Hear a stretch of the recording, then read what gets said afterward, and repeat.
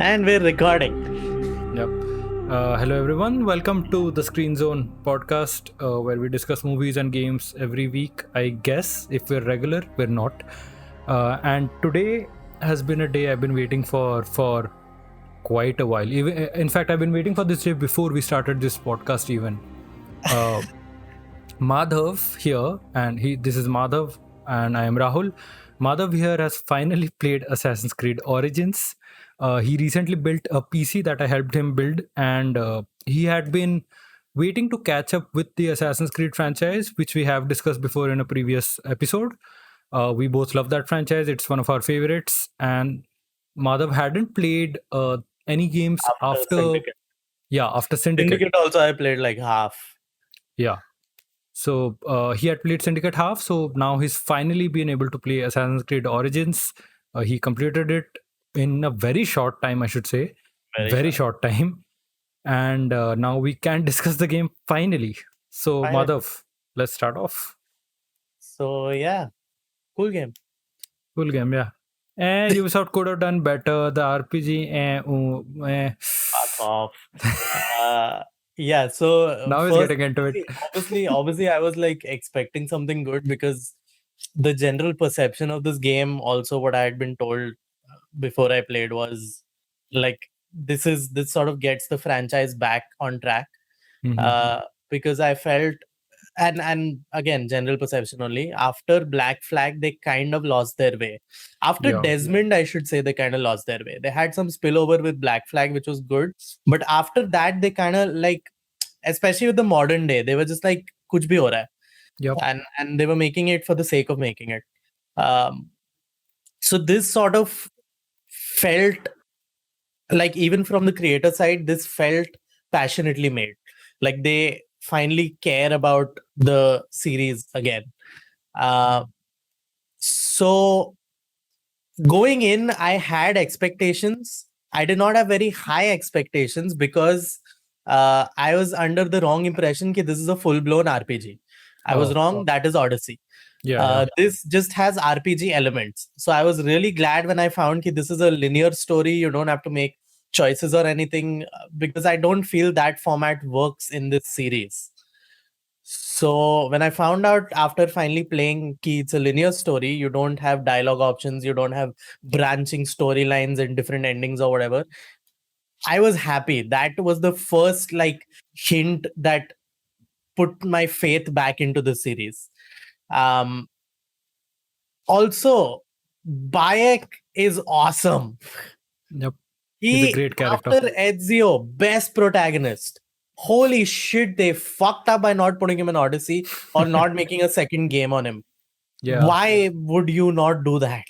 Yeah, there were rumors before Odyssey came out, before Odyssey was revealed, that the next game would have Bayek, would be set with Bayek's descendant, and it would feature Bayek, like Bayek's descendant, say a couple of centuries after him, and it would also feature Bayek, just like Revelations featured Altair, but that was just a fan-made rumor apparently. But yeah, I would take a Bayek sequel any day. It's great. Any fucking day, dude. Yeah. This guy was like, and it's not the fact that, we see. So the difference between him and Ezio, I thought, was Ezio ka we sort of see his maturing as a person. Yeah. Bayek is already a guy who's completely set in his ways. If you see, Bayek's character arc doesn't have much depth because there is no little development over there. It's more a thing that he wants, that he's pursuing, rather than a thing he needs. So in terms of depth, it is low. Yet Bayek is an awesome protagonist because he's so set in his ways and because his thoughts and beliefs sort of drive the rest of the game really well. It is a completely character-driven story. Yeah. And I just want to talk a little bit about before this new direction that Assassin's Creed took with the RPG and setting it way before the previous games had. So so when this game came out, I was still in engineering, so long time back, and I didn't have a PC or laptop to play it on, right? So I remember I had seen the E3 demo, and I was really interested in the Egyptian setting because, I mean, Egypt was one of the most fan requested settings till that point, and rightly so. And I saw the demo, was very intrigued, and I hadn't played Witcher 3 yet, right? So I didn't know that it was inspired by The Witcher 3 in some ways or other. Yeah. But then, yeah, later on, when I got a gaming laptop in 2018, right before Odyssey came out, that was one of the first games I played. I played Witcher 3 and then Origins, and even though it has taken clear inspiration from Witcher 3 in many areas, even down to the sound cues, it still carves its own identity really, really well. Really well. And it doesn't Because- break lore, which is a big thing to do for Assassin's Creed right now. One day we should do an Odyssey video, even though I haven't played it.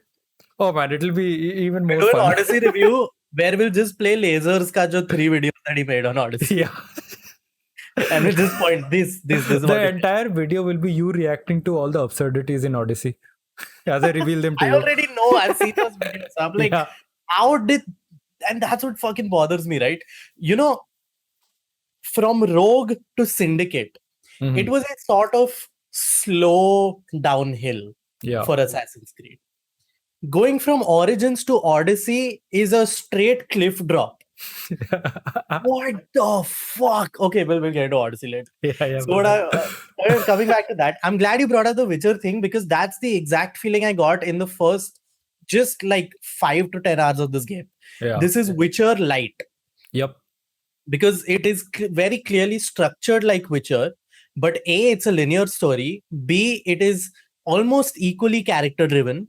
Mhm. And C, it is slightly scaled down and simpler in almost every aspect. Yeah. There isn't a fucking inventory weight system. Like you can only carry this much amount. There are obviously no dialogue choices. There are the map is smaller. The amount of side quests are also lower, but they mimic Witcher in that they are all extremely interesting. Yeah. They're They are all very character based. very character based, and that's what makes the side quest good and mostly not repetitive. Even though a lot of times you are doing the same sort of task, it's like gather these materials or clear out this fort or that. Because of the character driven aspect and because it is so narratively focused, is what makes it interesting. Yeah. So that I loved the side quests. Every time that fucking white exclamation mark came, instantly I went. Even like pulling myself away from the main story. Yeah. Talking the about way, which, yeah. On that note, pulling away from the main story, one of the like few complaints I had with the game when I played it, and they ramped it up like 100 times in Odyssey. Like, thank you, Ubisoft. But one of my complaints was that there were certain places where it would suddenly increase the level requirement for the next main story mission. And so you were forced to do side missions to level up to get to the next story point. For example, you're doing the story missions, and you're in a range where, let's say, you're in level 12, right? And you're doing level 12 mission, then a level 13 mission, and then suddenly it will tell you level the next one is level 15 or something, 16 or something. So now these 3 levels you have to grind a little bit, and the side quests are pretty good, thankfully. But that so you're losing essentially, like losing because it depends on your enjoyment, but you're losing like around 3 to 4 hours, maybe 3 hours, slightly less than that, to grind to that level. That was something I did not like because the story had a sense of urgency. It was a revenge plot. It was a revenge plot, and like I love all those characters. I love Bayek and Aya. Their relationship is amazing.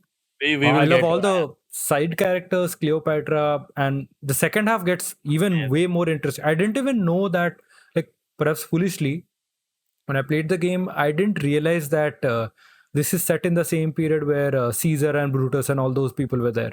Same. So, I always, just because of my perception of history in general, Yeah. I thought Cleopatra and Julius Caesar were completely different eras. Yep. Assassin's Creed, teaching history since 2007. Better than schools, dude. Yeah, much better than You should learn schools. in schools. Fucking hell. So yeah, that's what I was getting to about the main story. It has a sense of urgency, like holy shit. It is that's what I'm talking about. The story is good because it's character driven. Mm. That motivation of Bayek is so fucking strong. Oh, side note, I completely forgot to mention. Who is this voice actor? Oh wait, I'll just pull up his name. Motherfucker. He's He great. deserves all the awards. He deserves all the recognition on the planet. Hire him for everything. Abukar Salim. Yeah, he's Right. done. I'll just pull up what he's done. I think. Wait, it came out in 2017. No, Origins. Yeah. So wait, it came out in 2017 or 18? 17. Yeah. Let me see. 2017. I don't think he won that year anything like Game Awards पे. Why? I What mean, else was there? It was a big year for gaming. Wait, I'll just pull this up. Oh, so yeah, Abukar Salim. I think let's just go through his work for a little bit. So Yeah. he did Origins, and then some TV shows in the middle. Yeah, he's mostly a TV actor. He's done a few other video game voices for I think slightly more indie games. He did for World of Warcraft. But he did an amazing job with this game, seriously. And the Game Awards, yeah, let me just check 1 second. Did he win voice best performance? No, Hellblade came out that year. So Hellblade, the lead actress, she won the best performance award, which is also really good. So that's good because Hellblade is the next game I'm gonna play whenever I get to.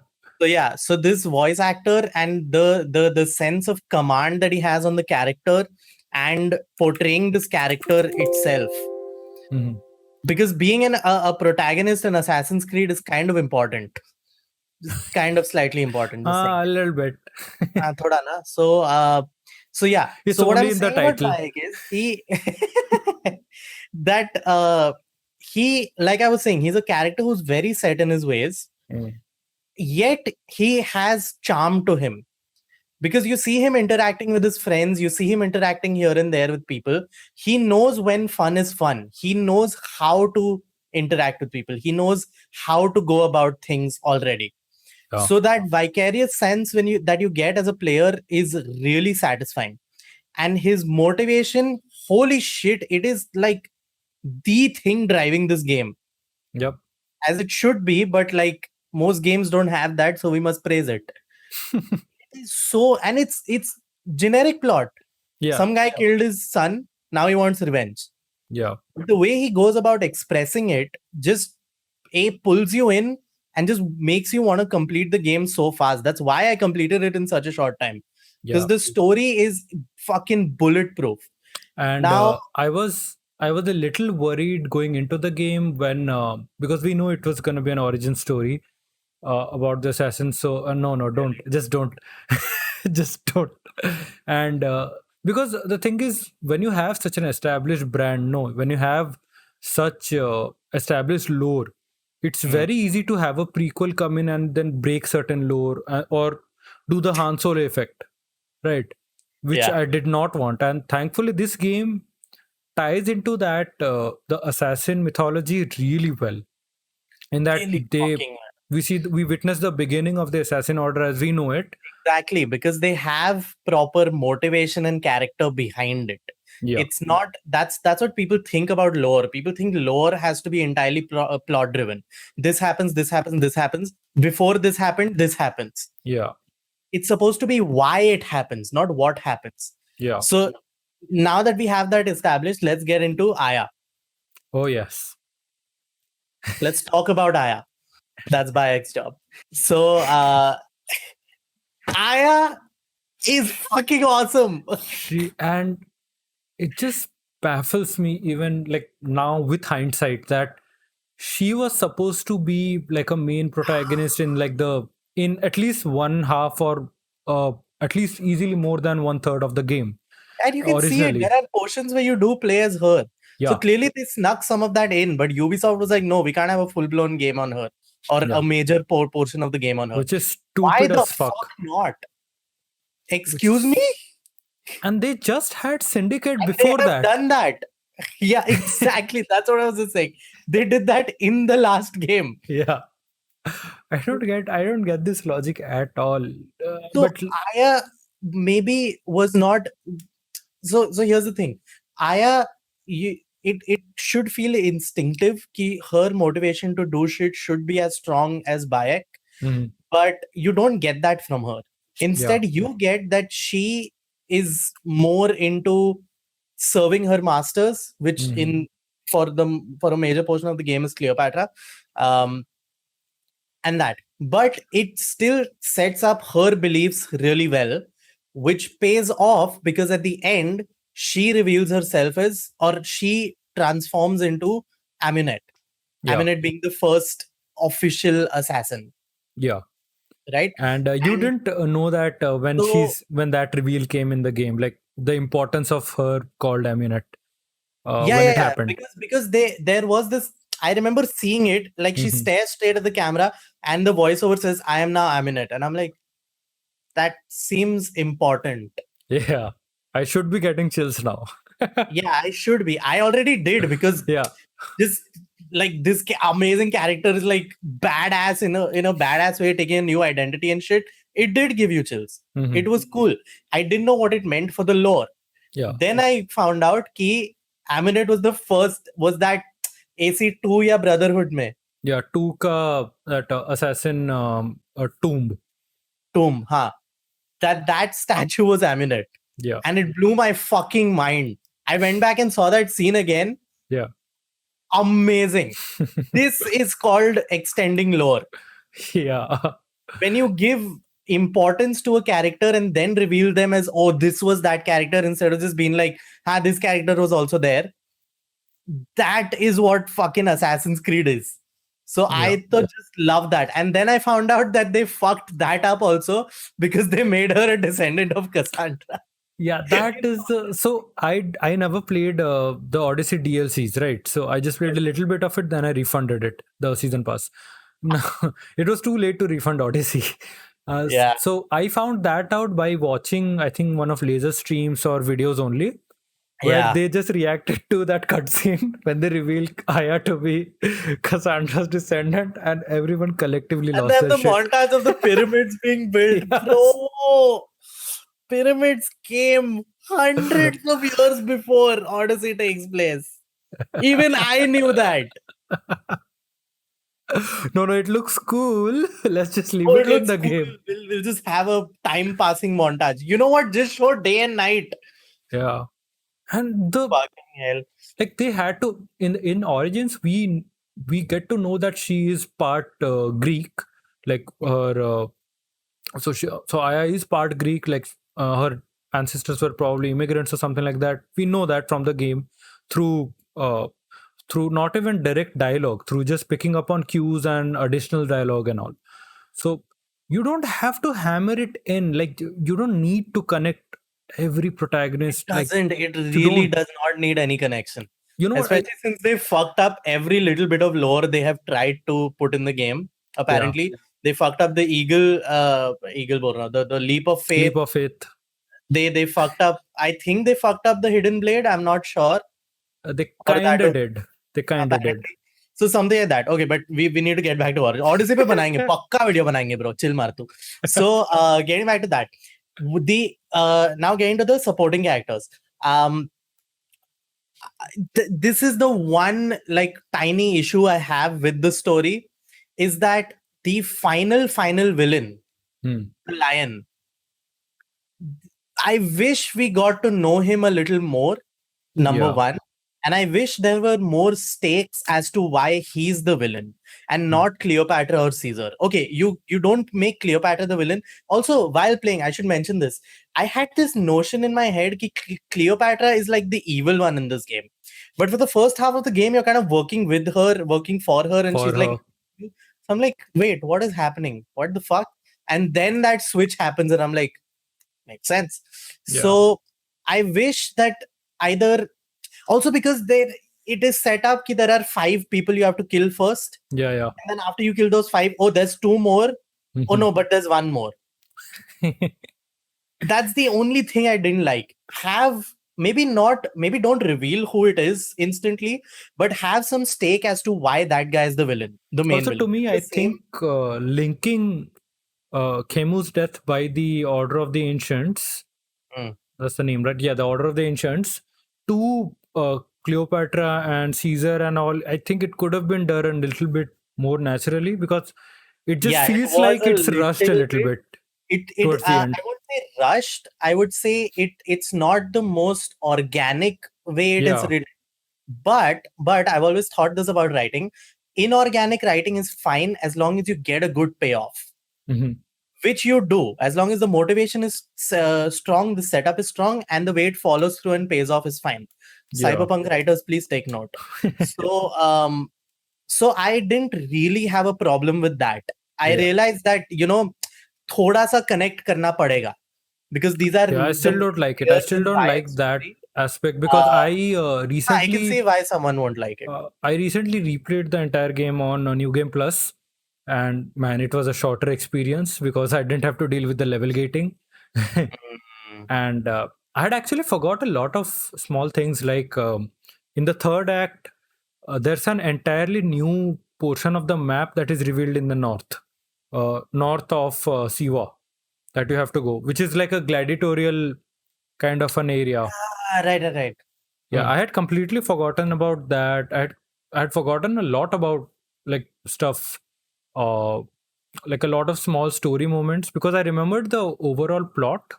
I remembered the connections and all that, but it was nice. And even let's talk about the modern day for a little bit, because it's the first time since what, AC4 or Rogue, something like that, where they've actually given some importance to the modern day and given the player some agency.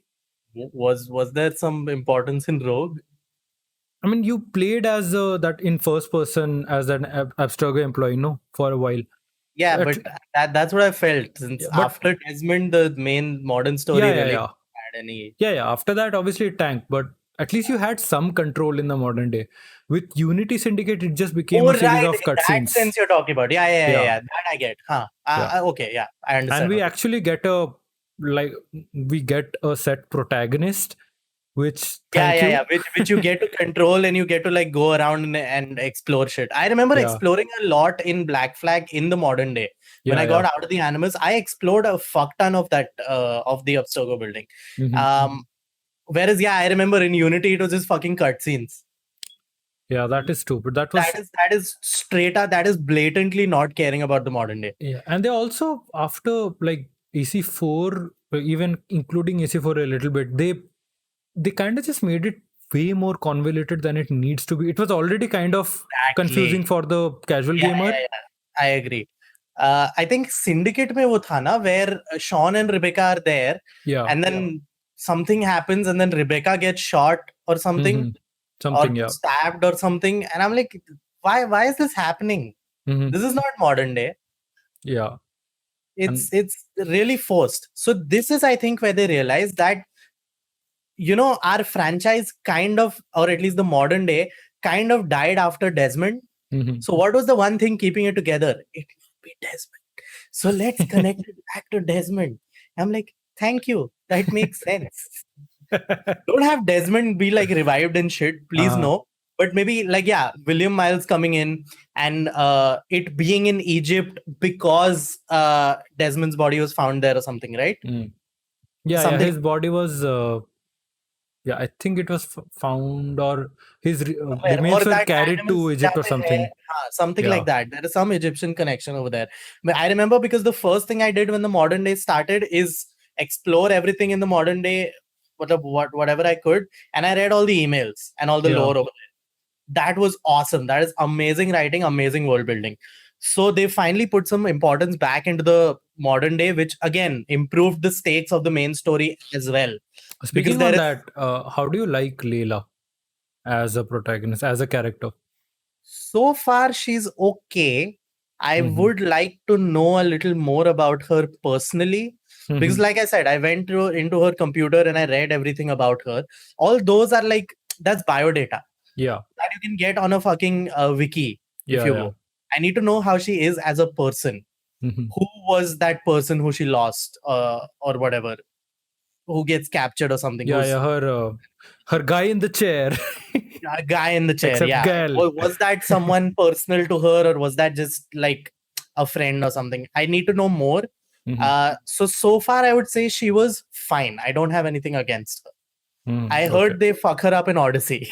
Absolutely. Just like As they everything do else. everything in Odyssey.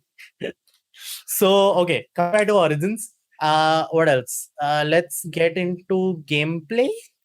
Yeah, let's get into the gameplay mechanics. We've talked decent amount about the What story, and I fucking loved about the gameplay is how smooth it is.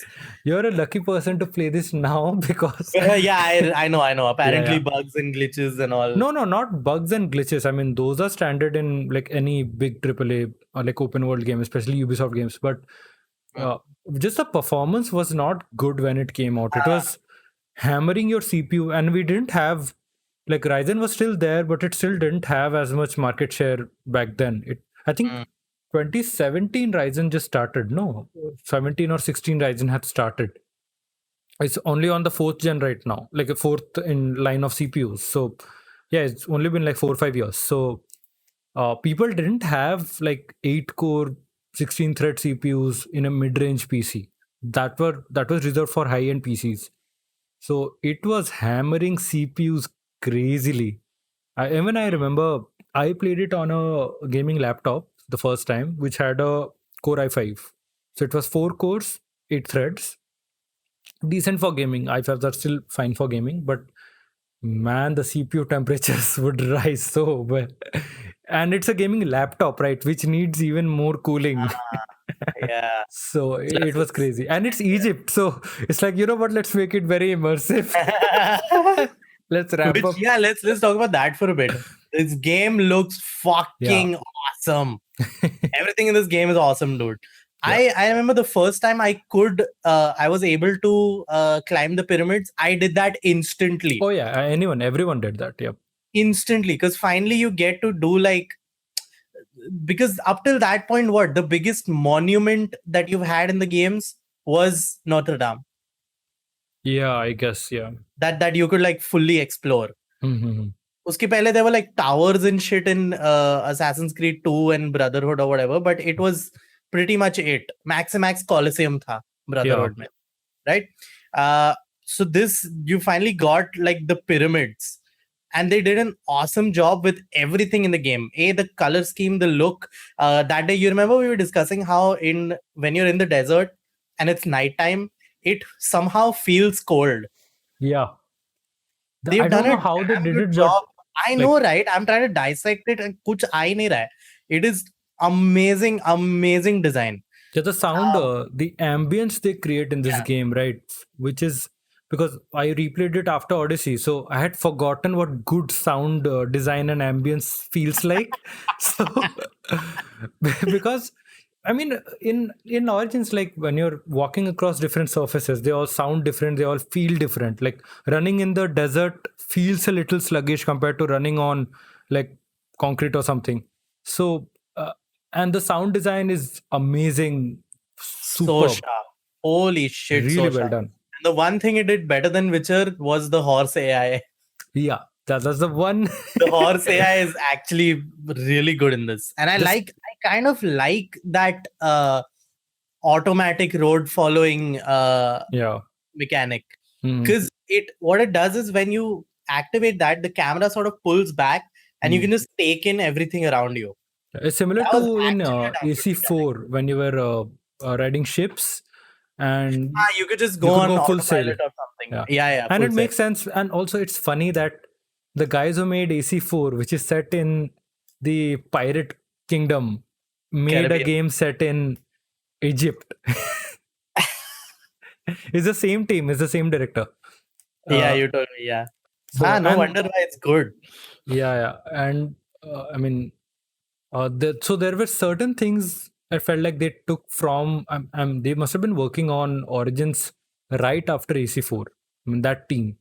So Possible. they knew that we need to It take feels a. like it. It feels like a lot of like work has been put into this game. Oh yeah, absolutely. Like there's a lot of time was put into this one singular game, Yeah.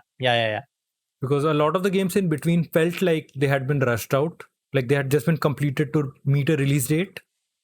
Even though I think Unity still, I feel like it has a lot of faults, but I feel like people should give it a little bit more attention, praise, I guess, because that game also has a, and even to this day, even after Valhalla, there's still, we still haven't seen that kind of scale improvement over a previous game as we did with Unity. I mean, it felt like a, what do you call, like a graphics downgrade, not just graphics, but just in terms of the entire scale, the amount of NPCs. And it makes sense why they chose this ancient area, because you don't need to render like thousands of people in the same scene. You can make your spaces more open up. You can have these like Greek and Egyptian areas which are more You don't have open. to have buildings be as tall. Yeah, you don't. You And the don't ones have which are there feel even more unique because of it, like the tower in Alexandria or the Egyptian pyramids. So it was a smart decision. It made Mm. sense because you have to work around the consoles also. And I mean, those consoles could barely handle Unity and Syndicate. It was just sad. So Yeah. I'm kind of glad that I would generally prefer a AC game with like big cities and dense cities, kind of like Unity. But I'm happy with this. I'm happy with Origins and Valhalla, what they've done with it. So what I was saying about gameplay being smooth was not so much about performance, but more as in how smoothly you can go from one action to the next. You know, Yeah. the biggest like compliment people had about the parkour in Unity Mhm. is how it just flows from one thing to the next. Here, it not just parkour, everything you did, whether it's running to mounting a horse, going straight into combat, pulling someone out of their horse and taking control of that mount. Things like that are so fucking smooth, and that is what made the gameplay fun. Because it's not the deepest and most complex system. It's not even really the most challenging system, although there is a good amount and variety of challenge, I would say. Yeah. Uh, it's not the most challenging, it's not the most deep, but because it flows so well, you just have so much fun with it. And it instantly makes the game feel like polished Yeah. because of it. And that's what this story and this game deserved. Combat, like, you know, the animations are really like fluid and also really brutal. I liked how the camera, I don't know if you noticed this, but the camera shakes so subtly when you either kill a person or you have some impact or you have impact on yourself. It's so subtle, but it makes the combat feel that much more brutal. And Not just because they did a small like trick or whatever you want to call it, but in Origins, when you hit an enemy right with your weapon, hit an enemy or the shield or whatever, uh, the there is a certain weight behind it, and it feels like you've actually hit something and you felt some resistance a little bit. And that's because they do some trickery with the frame rate, right there, where it kind of hitches for a nanosecond, so it feels like you've been stopped by something. And they go away from that in Odyssey. I think in Valhalla they return to it a little bit, but it's still not as aggressive as in Origins. And that's why Origins weapons feel very like it feels like, yes, you are hitting something and something is resisting back. makes you feel like an assassin. I was gonna say that when you were talking about Unity, like the Unity's parkour, yeah, the parkour makes you feel like an assassin. Yeah, so you know that a tiny thing like in the cutscenes, this I was telling you. Apparently, this is a setting. The depth of field setting was just automatically on for me, but it makes the cutscenes that much more cinematic. Yeah. And I'm not just talking about the actual motion rendered cutscenes. Just when you're having a conversation and all you can do is move the camera. Yeah, That's the actually a side very quest. efficient way to do cutscenes, I thought. Yeah. You know, you can just all you can do is move the camera, so you can have any angle you want. So it gives you some amount of control over the cutscene, but it's not fully like Cyberpunk, where if you can just move away while having a conversation, which is really That- stupid. That was one area where I felt it was done fine, but I did have some complaints about that. That because most of the side quests, you go to someone, you're talking to someone, and they're telling you, "Oh, my daughter is kidnapped" or whatever, and you just have to either follow them or you're Yeah. just standing. You can't move around really. You can just rotate the camera, and I Mm. think that's the one area, like the one area where Odyssey kind of improved. Where Okay. Odyssey, every side quest, almost every interaction has some degree of what do you call controlled cutscenes, where it Yeah, I feels like saw yes, that. two people are Yeah. naturally talking or something. Because So that, I mean, okay, I haven't played Odyssey, but from Ah. what I've seen, and I've seen a lot, I hate the way the cutscenes in Odyssey are shot. yeah. Because that handheld movement Mhm. feels fucking forced. Also, Like the they one had thing it on a after tripod and they were just shaking it unnaturally. another thing after Origins was like this is in detriment to that cutscene, the cutscene method they choose for Odyssey and Valhalla, which Hmm. was like Odyssey, it was ridiculous. Valhalla, it was slightly less ridiculous, but just the way these characters are animated, the way they move while talking, they're very outwardly expressive when they talk. Not in Yeah, Origins. because they're using that, and that's another thing about Origins. It's Yeah. really polished in that way. That's what I was Yeah. talking about, the flow of things. Yeah, You yeah. don't. This doesn't feel like this is a game and people have put expressions in it. And Yeah. that's also a credit to how expressive the facial animations actually are, how Mhm. expressive the body animations are. So they put a lot of work into that. And I was watching this video where apparently this is a common thing in gaming. I didn't know this, but it just made sense to me. And Witcher also employs this, where you can either have a game like Last of Us, where each and everything is motion captured, Mhm. or you can have a game like Odyssey or Witcher, where you have a folder of 40,000 animations and you sequence them in a way to make it look like a conversation is happening or someone is doing some movement. Yeah. Something like that. In Witcher also too, after a point it does feel like that because Witcher employs that method, Mhm. the many animation sequence together. But again, Witcher has that aesthetic and also you don't notice it as much. It I also has noticed that better in writing. Odyssey, of course it's better writing. Fucking yeah. I noticed the fuck out of that in Odyssey because they haven't polished it as well. Mhm. I feel in Origins also they have employed it, but they have polished it and they made one animation flow into another smoothly. There is Also- just they've sequenced animations for the fuck of it. Also in Origins, like the voice performances are just really good, so you buy it. Good, really fucking good. Even like the kids, Yeah. who usually child actors are shit. Especially in Witcher, the child actors are shit. But it kind of like gives some hilarity to that world. So it sort of works. Here, the child actors were actually really good. Hmm. Like Chemo dying, he died really well. Bayek is just like moving around in his grave right now. क्या बोला? Nekatia, that's the insults are awesome in this game.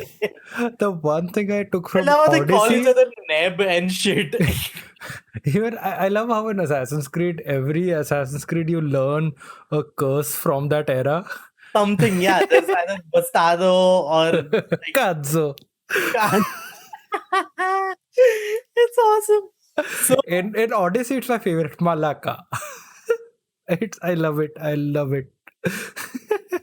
So yeah, there is that. Getting back a little to the story, I like how there was like actual political commentary in some of the side missions on the state of Egypt at that time, and like how it relates to the conditions now or whatever. That was actually really cool. And it didn't feel forced, it didn't feel half-assed. It felt like they genuinely wanted to do that and they put it, and it works because of it. So that tiny things like the higher up you climb somewhere, the more the camera zooms out. Yeah, I really like that. It gives you that sense of height and vertigo, and it lets you absorb more of the environment, which is good because you're high up. That's the point of being high up.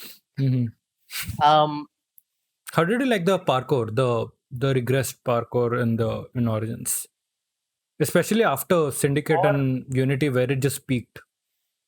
yeah, so it wasn't as, like I said, it's not as deep as Unity, It's not but flashy; it's more, functional. it's not flash exactly. It works with the environment you're given. Mm. It works really well, and so even in Unity, I experienced some hitches in the parkour where I Yeah, would want to do something but I couldn't. yeah, because it was very specific. Very specific, and the animations there were not polished as they are here. They Mm. were not as smooth. When whatever his name is, Arno, when No. Arno jumps, it feels like, okay, now we're in an animation of jumping. Yeah. This everything, like tiny detail. Every time you fall and you take fall The damage drop. and you limp, Yep. what? Limp. Limp. When you run, you limp.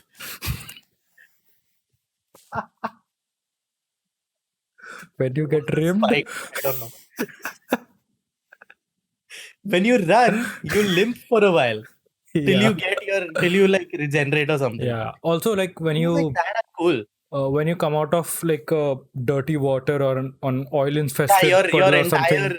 costume is stained. Your Yeah. mount would be stained if Yeah. you've been in water.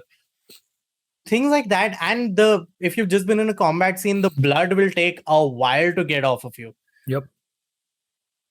Tiny things like that, tiny details flesh out the world more. They make you more invested, and this is what we mean when we want realism. We don't want like everything needs to be like cinema sins proof or something, because that doesn't work. That's not how fiction works. Yeah. The emotions, the details, tiny details like this, immersiveness needs to be real.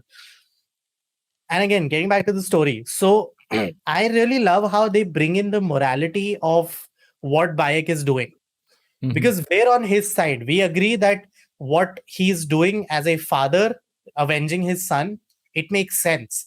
But there are even the side villains were not the few people you have to kill, Order of the Ancient. Yeah. If you see their stories and stuff, each and every one of them has an element that plays into the morality of what he's doing. Yeah. How many people is it okay to kill just for one little boy? Yeah. Even if it's your boy. That's something I noticed more in my second playthrough. Yeah. That I was stunned because I thought this will just be like plain revenge story with a really cool characters all around, really smooth shit. They actually bring in depth into the story through the antagonists, which is what antagonists should function as in a story. So they've understood exactly what they're doing. They have executed it to fucking perfection, I feel. Okay. How do you feel about, I mean, we've talked about like a lot of stuff before the assassin order is made, right? Like first of all, they like at first he just speaks about it in theory. There's this one cutscene where they're like, "Oh, we are a brotherhood now." Yeah. That cutscene where Bayek is talking.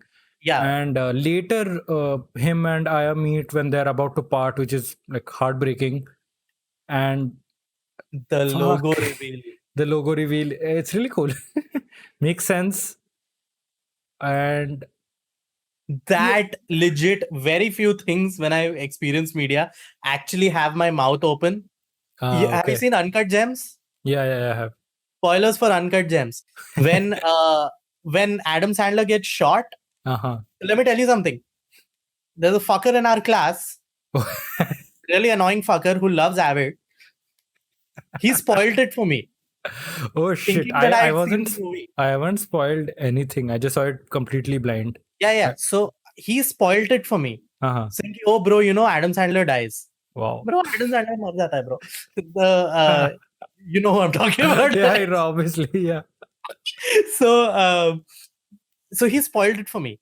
Yet while I was watching the movie, I completely forgot that he died. And when he gets shot, my jaw was actually open. Like, so first you took in the surprise. Oh shit! I didn't expect this, and then that fucker. And then I'm like, he ruined this for me. How did I still get surprised? Yeah. So this logo reveal was another mouth drop moment for me. because Yeah. I didn't expect that to happen either the first time I played it. That totally such they a would. fucking, and that's why Origins works as the origin story of the Assassin Order, is because there is personal stake to it. Mhm. He incorporates the leap of faith because it's something he wanted to teach his son. He makes a brotherhood because of his beliefs in the first place and what he learns about protecting people because he was a Magi. And the logo that comes from an artifact that was a personal connection to his son. And his finger getting chopped off. Yes. I God, love how thank that you. is such a like human way to do Yeah, it. yeah. It It's wasn't phoned it's- in like, yeah. oh, we will decide, oh, you're loyal, fucking cut your finger off, bitch. And I love in the end when that montage is happening as Aya's voiceover is going on at the end, and we see a shot of Bayek getting more members in the order, and Yeah. one of them is about to cut her finger off, and he stops her. He's like, don't do this, and then she says, no, I believe in you, I believe in this, and then she does it, and it's a And that's how it really becomes cool a way. tradition, you see, and things Yeah. like that. Like, ow, Also, they fucking- feel like what I would expect from a like top secret Egyptian like order at the end when they're like running on rooftops, taking out guards silently. yeah, because they're really like focused in their actions. Yeah. And they, of course, have the hood and everything, which is just so cool to see. So, tiny things like that really make a difference. And they make this game worthy of like, this is my second favorite Assassin's Creed game after AC2. Uh-huh. Yeah, I like it more than Black Flag. I like it more than Brotherhood. Shit, this was Yeah, good. I still have AC2 as my like top favorite. Yeah. I don't know whether I'll probably put Origins and then Valhalla, but they're almost similar. I think Origins is just slightly better, like edges it out, and then AC4, and then I think I'll put. I don't know because recently I was watching a AC3 like walkthrough thing, and then just the music hit and everything, and like AC3 had a lot of faults, but it still had a pretty good story. Like AC3 had a really good story. You forgot completely, yeah? No, I'm just So- surprised that you're saying that. Oh, you need to watch like a highlight or whatever, because that had. I guess I need to play it again, maybe just because. No, don't play when it I again because first- हाँ, you'll spend what experience it again, whatever. Huh. Just because at the first playthrough I was Hedam and then Connor. Yeah. You'll have to watch a stream or something, but like AC3 Yeah. did it really well. I Yeah, I'll think- see. Yeah, but Assassin's Creed franchise, the next game is coming out next year most likely. I don't think we're gonna see one this year because we still have Valhalla's expansions coming. So we probably won't see an Assassin's Creed this year. It also makes sense because we just got the new consoles out. You need a market base for it to make a big game like that for those consoles. You can't just have like 5 million consoles out there and make a game like that. Yeah. So also I'm interested to see what they do, whether they go back to what Unity was trying to do, because now the hardware can actually pull above its weight. Let's see. Because like I'd love to see a more like back to roots Assassin's Creed. I mean, Origins is as much close to the roots as you can get, literally. But I'm saying just in terms of what the early games were, where you had like big dense cities. That's another thing I had to mention. This finally felt like I'm playing Assassin's Creed 2. Okay. There were actual moments where it felt like, because of the way the story plays out and because everything is so character driven, Yeah. I actually felt like I'm just playing Assassin's Creed again. Yep. Whereas Black Flag also, it feels like it's a good Assassin's Creed game, but it definitely doesn't feel like OG Assassin's Creed. At least until the third act, especially. At least, yeah. So this, I got that feeling again of playing 2 and Brotherhood. I mean, that's the best compliment you can give to any Assassin's Creed game To now. any Assassin's Creed, totally. So Just- you didn't play the DLC. No, I didn't play the DLC. Yeah, so we can just talk a little bit Some about it. Assassin's Creed I have played that Rahul hasn't. I need to like cherish this moment. Okay. So the DLC, there are two DLCs, Hidden Ones and Curse of the Pharaohs. Yeah. Hidden Ones is sort of just, in a sense, it's an extension of what um sort of Cleopatra was doing with her political army, which is, oh, my people have been captured, go kill the people who have captured them. Mhm. So it's the same. It starts off as two of their assassins have been captured and they must go and save them. However, in the process, and this was what the DLC was more focused towards, was all the side missions you do, most of the side missions you do, you meet characters, or the side missions are based around characters who uh, believe in the same things that Bayek believes in, which is more protection for other people. Okay. Working needs of the many outweigh needs of the few. Mhm. Things like that, and working silently. So it's more a thing of defining what the Assassin's Creed is, which is good because it's recently formed, it's fresh. Yeah. Now it gives us more depth into what Bayek wanted. Mhm. It fleshes it out more because in the world, naturally it would, Yeah. right? You make an order, you're going to define what it is. So it happens more through the side quests, more through the characters who he sort of hires to be a part of this creed. Otherwise, yeah, that's mainly what the focus of this DLC was. Narratively, it's fine, it's cool. There are some moments he has with Aya. She Okay. appears in the DLC. Yeah. There are some moments he has, and again, it's all about fleshing more what the Assassin's Creed should be. So that is the main part. That's why it's called the Hidden Ones, because at this point also it wasn't the Assassin's Creed. No, it was the Hidden. So that was cool. You get a whole new map In Hidden Ones only? Or in in Hidden both? Ones and Curse of the Pharaohs. You get Okay. two different separate maps. So that was cool. Very short DLC. I completed it in one sitting. Yeah, I've Maybe heard. about 3 or 4 hours. And yeah, because like I said, that the main focus was not having an extensive story or something. Mhm. Now, Curse of the Pharaohs is the more interesting one to me because A, obviously it's longer, and B, it was kind of like Hearts of Stone. So the main Okay. plot line in this is, I forget the area's name, Themes is the Themes. name of the map that you get for Curse of the Pharaohs. Okay. And the main thing is the dead pharaohs who have been buried are now coming back as like cursed zombies. Okay. As you do. And that is as you do. And that is the one like new thing. So in Hidden Ones, you don't really get something new. In Curse of the Pharaohs, they do a lot of new shit, and I showed you some of this. Yeah. So you get Anubis' shadow and a cursed pharaoh, who are just sort of enemies which rise up from the ground, and they're like boss level enemies. And it is optional whether you want to take them down or not. Max, you'll get XP, you'll get a new shield or weapon or whatever. I say it is like Hearts of Stone because okay, wait, I should get into the positives first.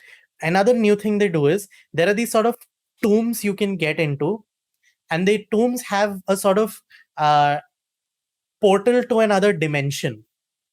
I say that with quotes because it is basically each tomb leads into its own version of what the afterlife is. Of what you heaven showed is. me that, yeah. Yeah. Where everyone you meet there is basically dead.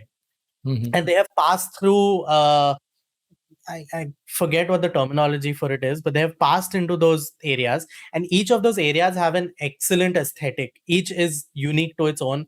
There is one that is a completely deserted, war-stricken land, or that shows post-war land, where you see broken chariots and dead people and swords and arrows just shoved into the ground, and there's sandstorms everywhere.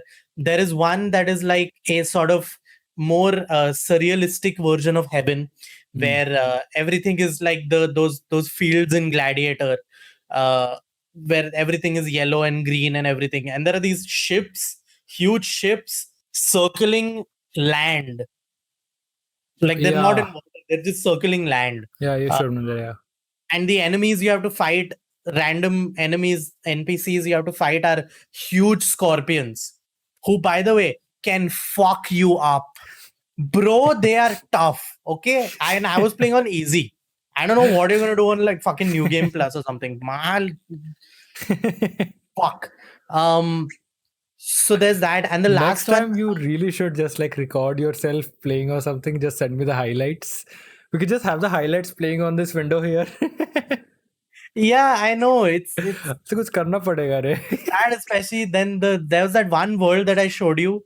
That was sort of nighttime. This was my favorite one. Yeah. It's nighttime, and there are these like ethereal flowers around you which glow like sort of like Avatar. Okay. They glow and they fold up when you come near them. There are these NPCs all around which are basically like cursed pharaohs, but they're not actually pharaohs. They're sort of pharaohs henchmen, Okay. but they're not men. They're sort of wolf men. Yeah. They're yeah. all men who have bodies of men, head of wolf. Naturally. So things like that. So that what the game does, which is new, is really, really, really cool. And these were worlds that I actually felt like going back to. Even the dull ones, the war-stricken land ones, I actually felt like going back to and exploring. So that they've done a really, really good job with. I say it's like Hearts of Stone in terms of structure because it's sort of a 3-act structure, which is one is finding out who you go to figure out what's happening. Second is sort of what they tell you to do and where they lead you to figure out what's happening exactly. And third, spoilers. Do you care about spoilers? No. Okay.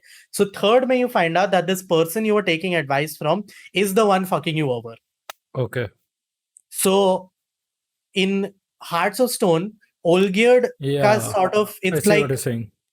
Yeah. So Olgierd ka kya hota hai? He's bad, but he's portrayed as an asshole throughout, and then he's given some weight to him. Here, this is a character who's like kind of like Cleopatra.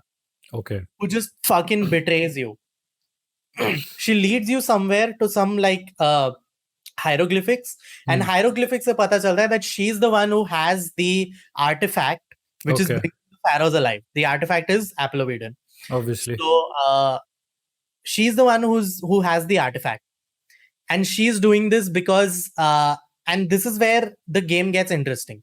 The third act, first two acts are fine. They're very, very, very plot driven. And the third act is where it gets interesting because character development comes into it. That's how it is like Hearts of Stone. You find out that this woman, her name is Isidora, who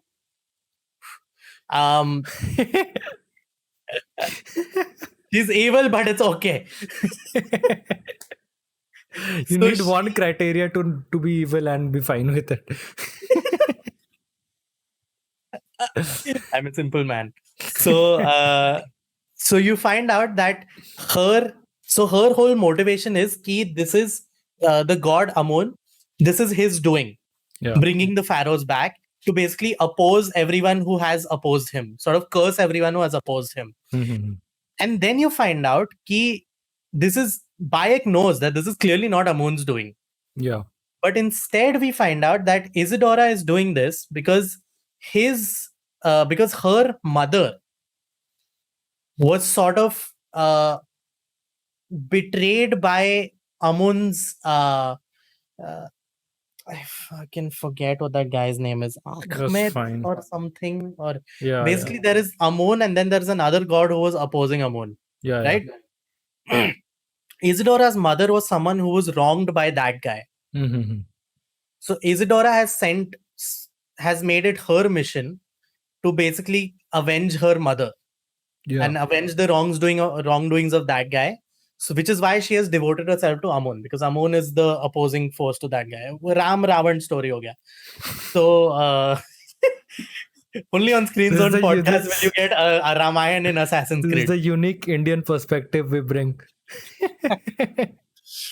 So that's where it got really interesting because there was good character motivation behind it. Yeah. And that's where, of course, the story scaled up in urgency and things like that. So that is what Curse of Pharaohs was.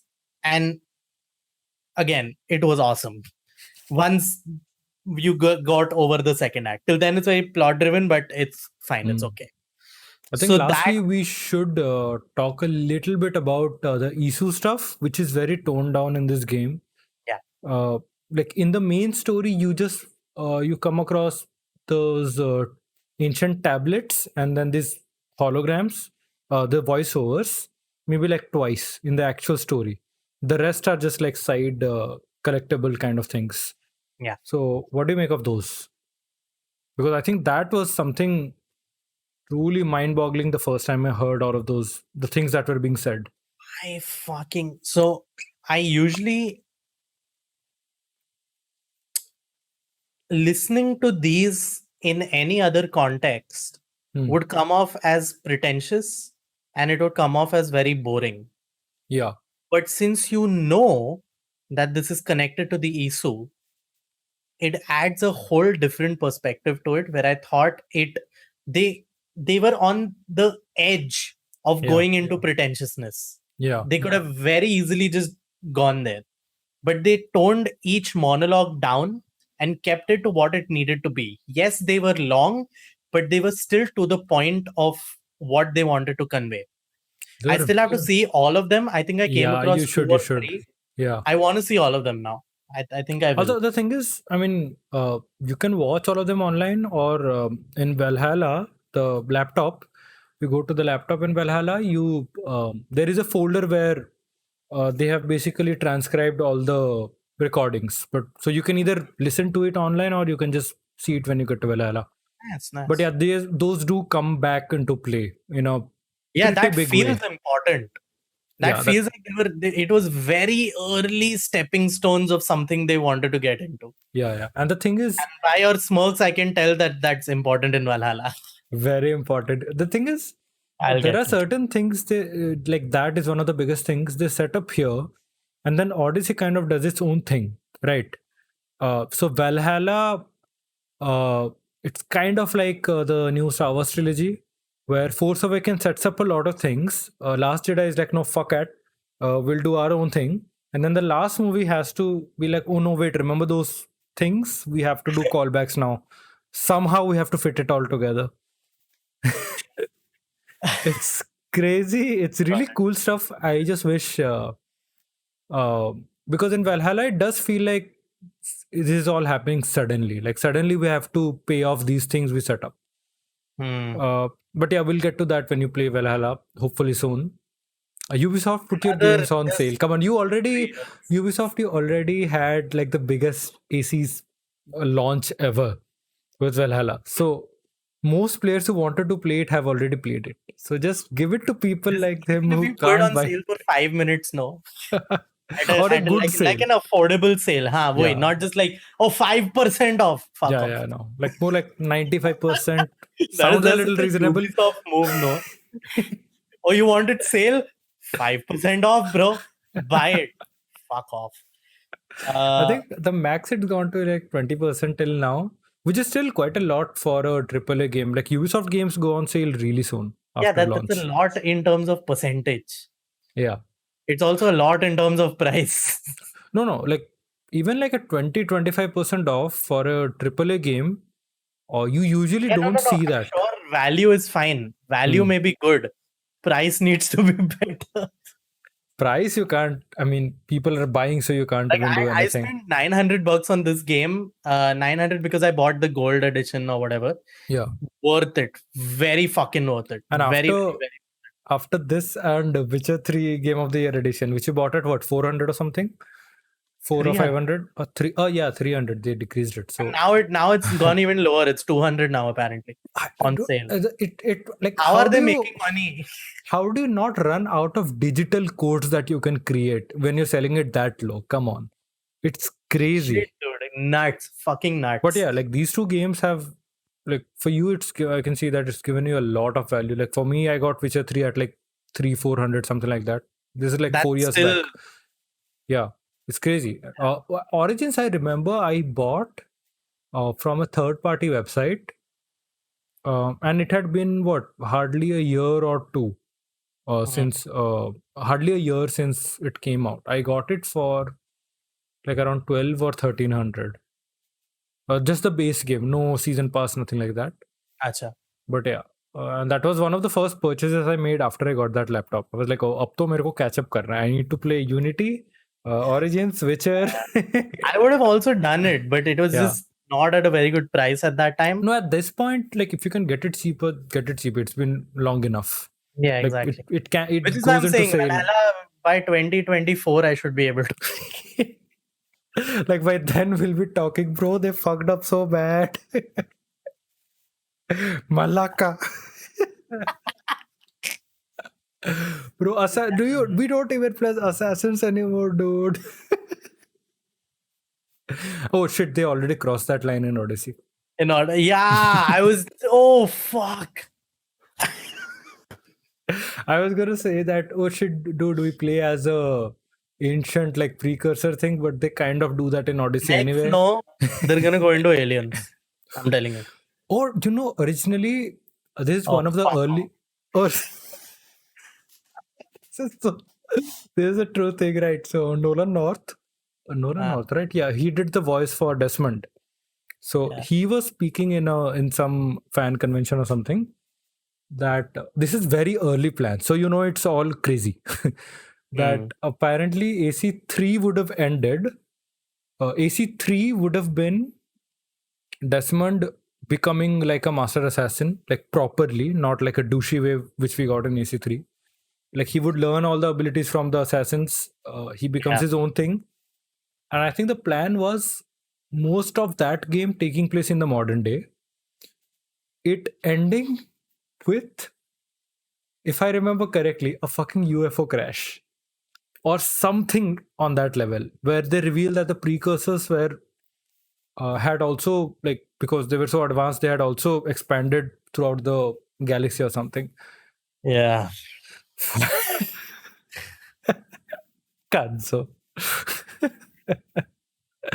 that would have been something. I want to jump into that alternate universe and see how that turned out.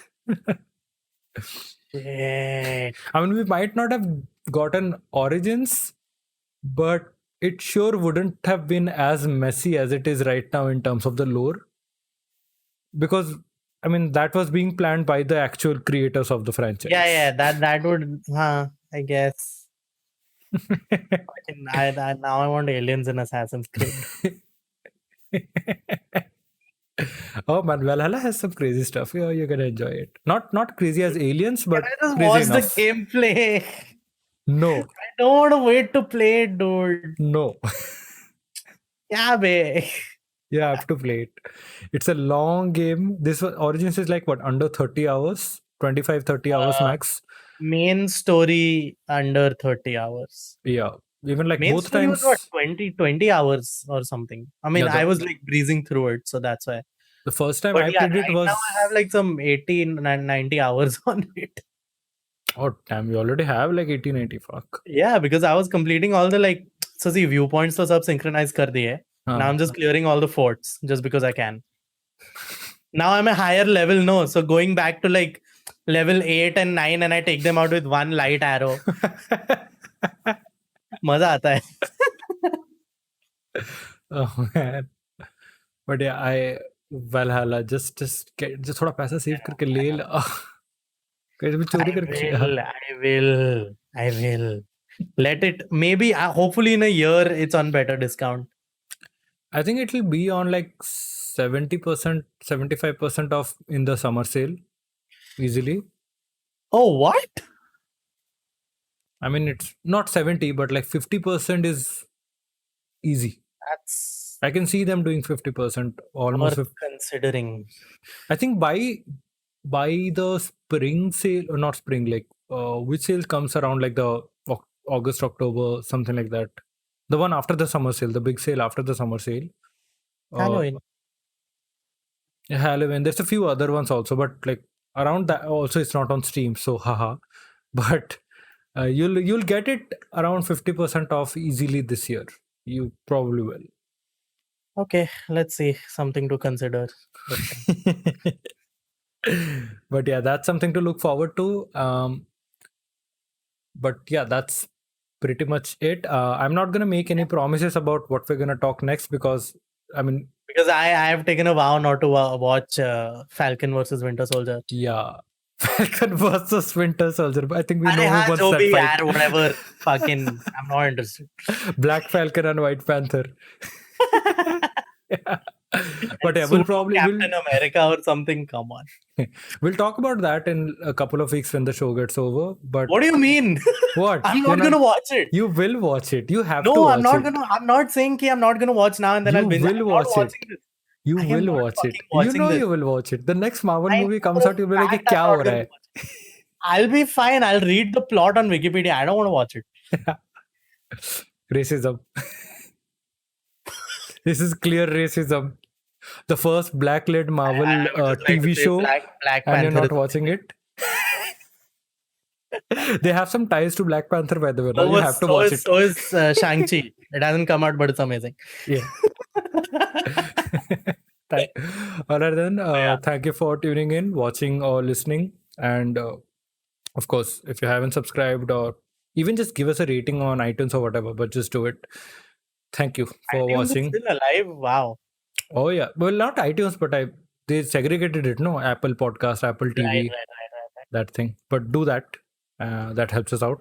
Thank you so much, and we'll see you in the next video in like 2 months. I don't know.